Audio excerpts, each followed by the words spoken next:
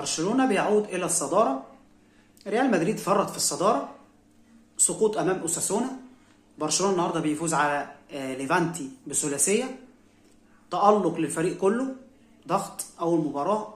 طبيعي برشلونة مستحيل يفوت فرصة زي دي، فرصة سقوط المنافس أو الغريم التقليدي.